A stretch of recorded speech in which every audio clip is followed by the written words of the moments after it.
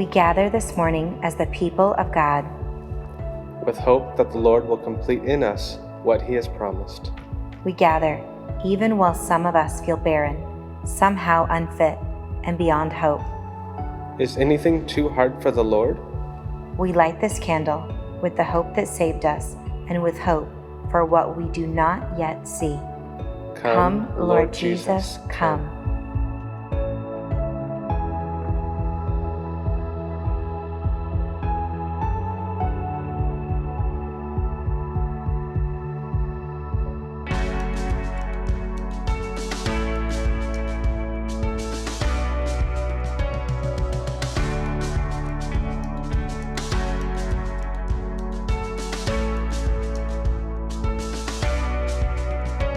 What's going on, Anchor? So glad that you are joining us from your home this morning. We are starting a new teaching series called Hope Found Here. It's our Advent teaching series, and I have my close friend, James Grout, with us. We're going to be team teaching today. Now, James is with an organization called One Child, which seeks to meet the needs of impoverished families and children around the world. And I want to tell you right now, at the end of this teaching, we're going to give you an opportunity to participate in offering hope to families and children around the world as a follower of Jesus, as a member of Anchor with this great organization, One Child. We don't want you to miss that opportunity.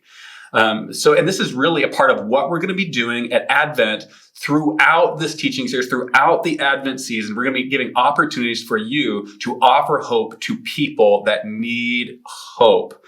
Hey, we're going to be starting this series looking at a text in Genesis, and we're going to be looking at Genesis chapter 18, verses 1 to 15. I'm going to read the first half. James is going to read the second bit, and we'll get into this teaching. It begins in verse 18, saying, "The Lord appeared to Abraham near the great trees of Mamre, while he was sitting at the entrance of his tent in the heat of the day. Abraham looked up and saw 3 men standing nearby, and when he saw them, he hurried from the entrance of his tent to meet them and bowed low to the ground. He said, 'If I have found favor in your eyes, my Lord, do not pass your servant by. Let a little water be brought, and then you may wash your feet and rest under this tree. Let me get you something to eat so you can be refreshed and then go on your way, now that you have come to your servant.' 'Very well,' they answered. 'Do as you say.' So Abraham hurried into the tent to Sarah. 'Quick,' he said, 'get 3 seahs of the finest flour and knead it and make some bread.' Then he ran to the herd and selected a choice, tender calf and gave it to a servant who hurried to prepare it. He then brought some curds and milk and the calf that had been prepared and set these before them. And while they ate, he stood near under a tree. 'Where's your wife Sarah?' they asked him. 'There in the tent,' he said. And then one of them said, 'I will surely return to you about this time next year, and Sarah, your wife, will have a son.' Now Sarah was listening at the entrance to the tent which was behind him. Abraham and Sarah were already very old, and Sarah was past the age of childbearing. So Sarah laughed to herself as she thought, 'After I am worn out and my Lord is old, will I now have this pleasure?' Then the Lord said to Abraham, 'Why did Sarah laugh and say, "Will I really have a child now that I'm old?" Is anything too hard for the Lord? I will return to you at the appointed time next year, and Sarah will have a son.' Sarah was afraid, so she lied and said, 'I did not laugh.' But he said, 'Yes, you did laugh.'" So we're calling this teaching hope in the waiting. And waiting characterizes a lot of Abraham and Sarah's life. You see, there's a backstory before we look at this particular passage to Abraham and Sarah. In Genesis chapter 12, God meets Abraham and says, "Your family line is going to be more and greater than the sand on the seashore or the stars in the sky." Take a second to imagine the stars in the sky or the sand on the seashore. How many grains of sand are on a beach? And here God is saying to Abraham, your family line will be more numerous than that. In fact, God goes on to say, through your family line, I'm going to change the direction of the whole world. I'm going to save the world through your family line. You're going to be blessed so that you can be a blessing. This is an astounding promise to Abraham. But the thing is that this promise happens and then decades pass. Have you ever been in a situation where you've been given a promise, maybe from a loved one, maybe from God, and then time passes and you're left wondering what was going on, what is going on with that promise? Well, this is actually kind of what Advent is all about, this season that we find ourselves in. Advent, it literally means approach.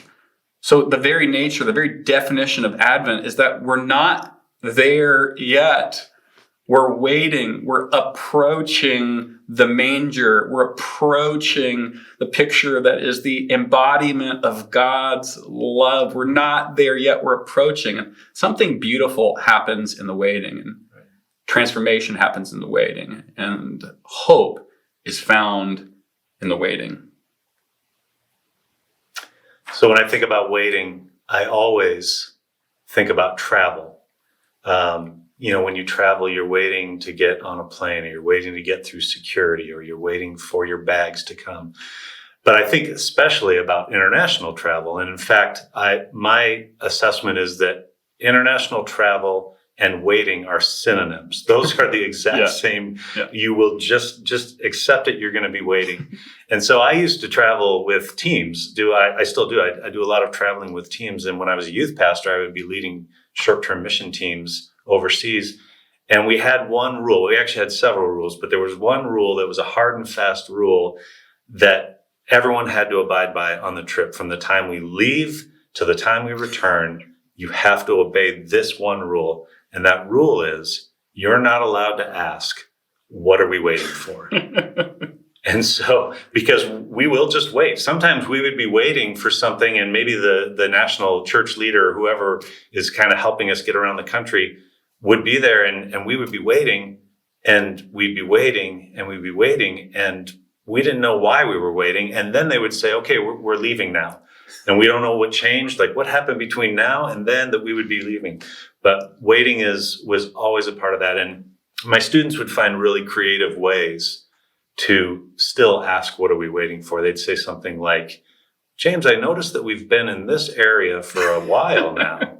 And I'm wondering if there will be a time when we're in another area soon, if that's going to ever happen. And I would say, you're asking what we're waiting for, aren't you? And they would say no. And I would call them a liar, because that's what they were asking. Waiting is a part of life. Right. Waiting is a normal experience that everyone has on a daily basis. Yeah. And so whether you're in a foreign country and there's just a different concept of time, and we're used to one set of understanding of time, or whether we're in our apartment or our home and we're waiting for a friend to arrive, a package to be delivered, our favorite show to be on, the email to come, waiting is a part of life. It's the single mother who's, waiting for a perfect, loving partner. And the time that happens of that waiting and what's going on in her heart. It's the employee that's looking for that next opportunity and is in the middle of that season of waiting, or the engaged couple looking forward to that wedding day. And it's all of us right now waiting for the conclusion of this challenging season that we find ourselves in. We experience waiting, and to wait is to be human. I love the Japanese theologian, his name's Kosuke Koyama, and he says this: we wait for what we need. I mean, think about it. Like, why would you be waiting unless you're looking for something that you really need? If you don't need it, you just stop waiting for it. But as a pastor, as a friend, as a dad, as a father, this question, the second question is really important to me: is what happens while we're waiting? Because waiting is not a neutral space. Waiting is actually formative, and it can hurt and harm us. And, things that we start to experience and the direction we start to go in that time of waiting, or can transform us. I think many times, we feel frustrated. We might experience doubt, like, God, where are you?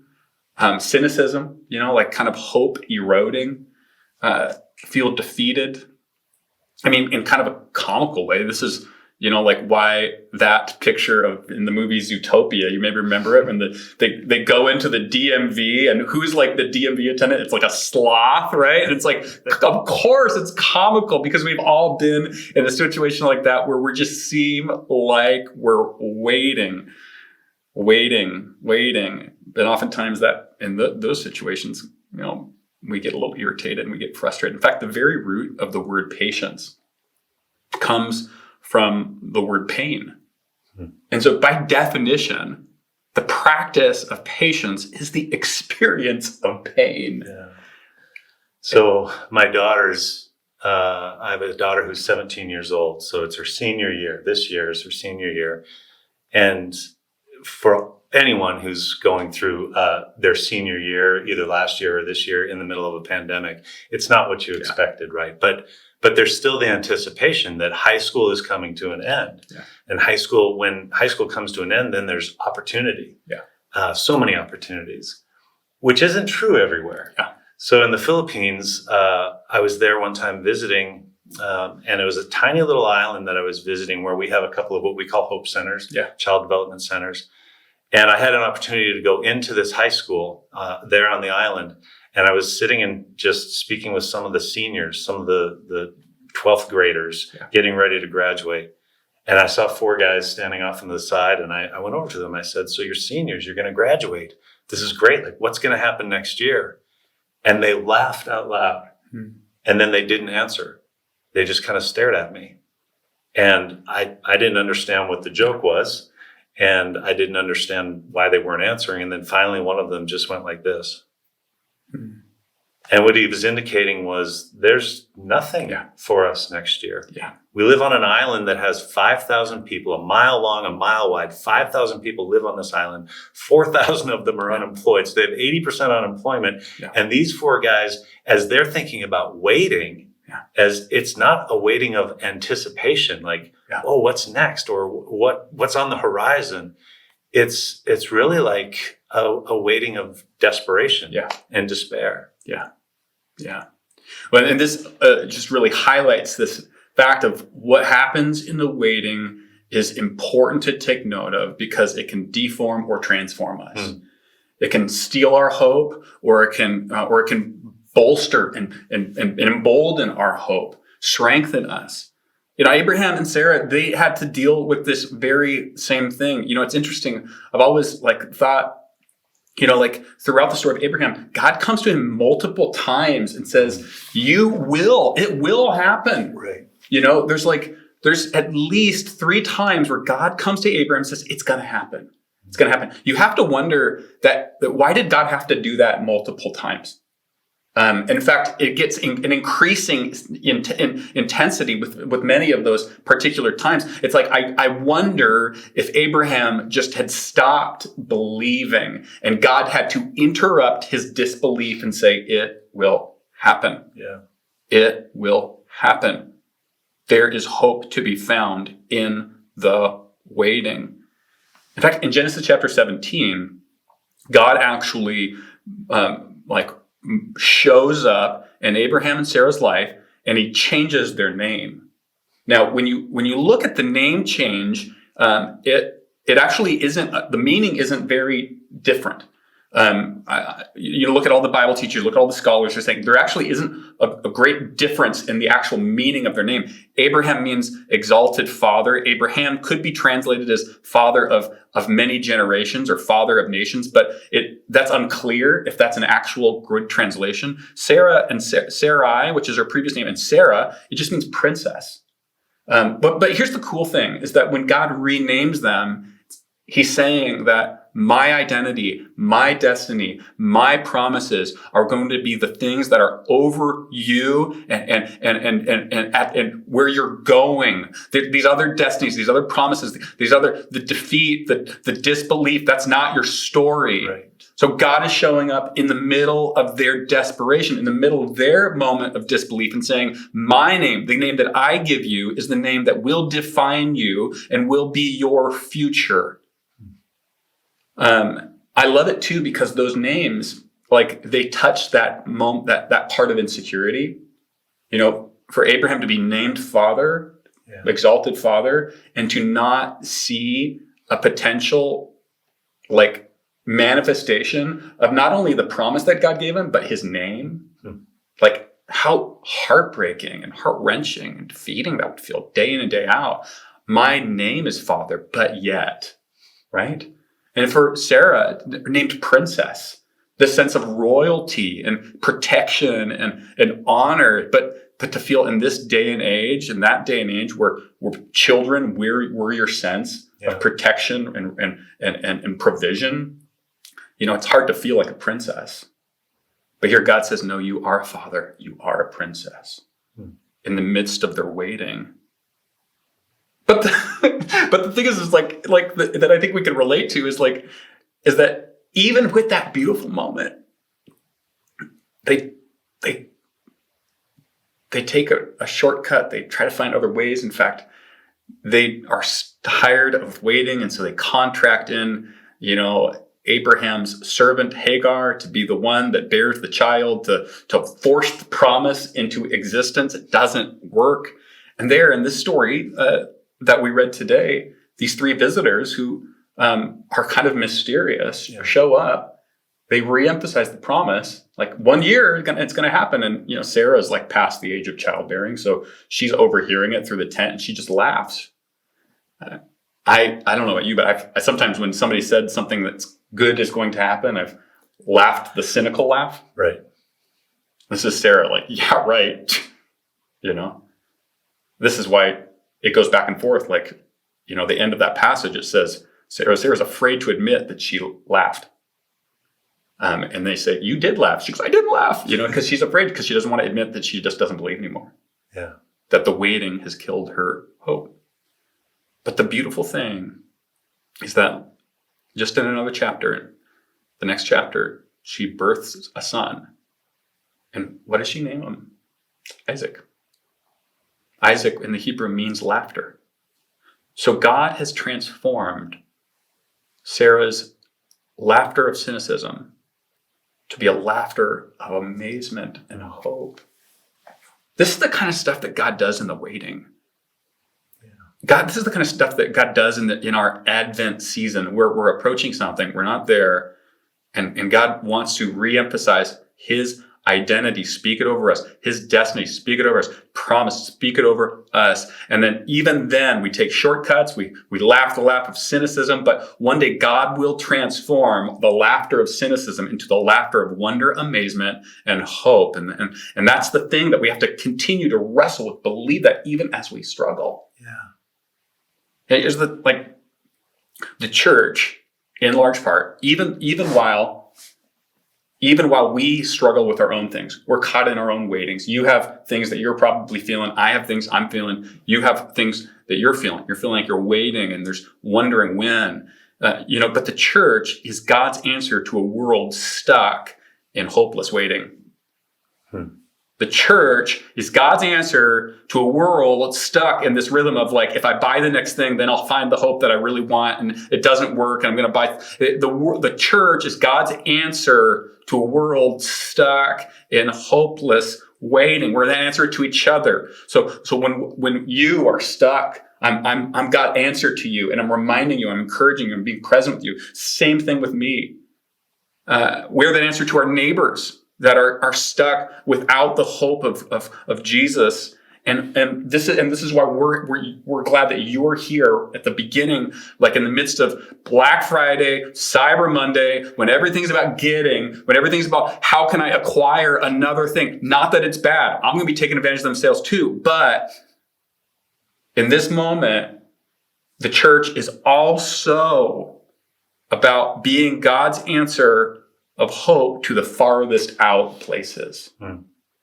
So tell us, James, how we can, in the midst of acquiring and getting, how can we also be the hope of Jesus to the farthest out places? So one child, our tagline, which is also sort of a mission statement, is hope in hard places. Yeah. So bringing hope in hard places is what we do. That's a big part of what we do. And what we do is a comprehensive development program. That's what we're providing for children around the world, and it's impacting them and it's impacting their families as well. But right now, the hard places right now, it could be many things. It could be hard to get to. A lot of the places where we work are it's tough to get there. It takes a day to get there. Maybe it's a place where it's really spiritually hard. The name of Jesus is not welcome to be spoken in some of these villages and some of these people groups. Or potentially, and this is true just about everywhere we work, it's just really hard to live there. It's a hard place to eke out a living. It's a hard place to have a daily meal. But right now, when we talk about waiting, like we're all waiting for a pandemic to end, right? Like that's what we're waiting for right now. It's affecting all of us. All of us are being affected by this thing. But people who are living in the developing world are being affected in ways that are quite different from the ways that we're being affected by this. So, for example, when we heard about a pandemic, a lot of people went to the store and just stocked up. Right? Just started filling their freezers and their pantries and getting ready for what was to come. Well, nobody in the developing world had the ability to do that. They couldn't go and just spend money they didn't have. They're day laborers. So what they do today to earn money puts dinner on the table tonight. Yeah. And as soon as they were locked down, the biggest concern for them was not a virus that could make them sick. There's plenty of those that they have to deal with. The biggest concern for them was, how are we going to eat? Yeah. How, as a parent, how am I going to feed my children? And so the waiting for the end of the pandemic for them is a little bit more desperate than it is for some of us. And there's desperation everywhere. I'm aware of that. But to bring hope into those hard places is a part of what we're doing, and we do it through the church. So just as you said, the church is a part of what the church is doing is to bring hope to the world. And so we do that with the North American church, but we also do it with the church around the world. So everywhere we work, our development programs are connected to the local church, because we know that hope does not just come from a warm meal. Hope does not just come from a good education or good health care, but it actually comes from the relationship that you have with the God who created you. Mm-hmm. And everywhere that our children are a part of our program, they get to hear that great truth about them. So that's good. And you have a story where right now you are meeting urgent needs, right? Mm-hmm. The thing that people need right now is food. Right. But you also, that's not all you do. You're not just there as triage for crisis emergencies. You're there for the long haul, developing families and children so that they can think about their future with a hope-filled mind and a hope-filled heart. Right. You have a story. I remember you were mentioning the story of Israel. Could you share that story with us? Yeah, I can. Because yes, right now we've sort of, because of COVID, become a feeding program,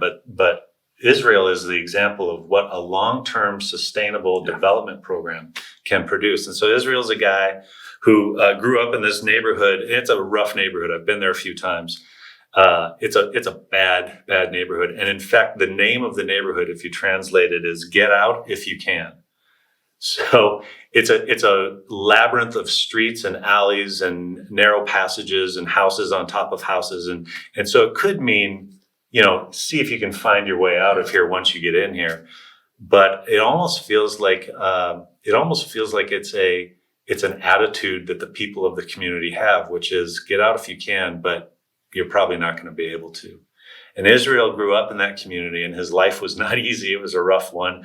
No father, an abusive mother, but Israel became a part of one of our Hope Centers. And the director of that Hope Center instilled in him the belief that there was something more. Yeah. The belief that, for example, tomorrow could be a better day than today. Yeah. Or there might be more than one solution to the problems that I face, because children who are living in extreme poverty don't believe that. They don't even think about that. Yeah. They just assume it's always going to be like this. It's never going to change. This is the life that I've been given, and this is the life I will always have. Israel heard that wasn't necessarily true, and he believed it. Yeah. and he asked God to help him get out. And now he's a 21, 22-year-old young man studying to be a lawyer, because what he wants to do now that he got out So good. is go back Yeah. and be an advocate for the children Yeah. who, just like him, believe that there's no hope and there's no future. And Yeah. and it's because of his relationship with a long-term development program that believes in him, and those champions on the ground. We call them child champions, those who knew his name and loved him and cared about him and gave him shelter when he needed it. That's what made a difference in his life. And they did all of that in the context of the church and the love of Jesus. So, Anchor, you know that we care about this city and this region, Tacoma and the greater South Sound. And I think many of you also know that we care about the ends of the earth because Jesus cares about the ends of the earth. And we have a lot of initiatives that we're working on to help meet needs and reach people around the world. And One Child is one of our main partners in the ways that we get to do that. So here's what my ask is for you. Will you consider partnering with One Child by sponsoring a child so that they can find hope in the hard places, in the waiting? Here's how you can do that. Just text the word sponsorship to 56525. Text the word sponsorship to 56525. It's up on the screen, and you'll find out how you can take that step towards meeting a need and offering hope and partnering with Anchor and One Child. This is a great opportunity for us to live for the good, not just in our city, not just in our neighborhoods, but in the ends of the earth. And would encourage you in this season of Advent to offer that hope. Hey, we are people, as Jesus followers, we're people that we don't wait without hope. We wait with hope. Yeah. Because the one who went ahead of us, Jesus, into death, suffered for our sake, was buried in the tomb, came out, resurrected, defeated death. So in our waiting, in our Saturday moments, in our Friday moments, in our times where we're wondering about what's next, we can cling to the truth of the resurrection. And that means that we can feel hope for ourselves and we can offer it to others. So Anchor, let's engage in the sponsorship. Let's offer the hope to our neighbors, our family members. In the midst of our waiting, let's experience God's hope for ourselves and offer it to others.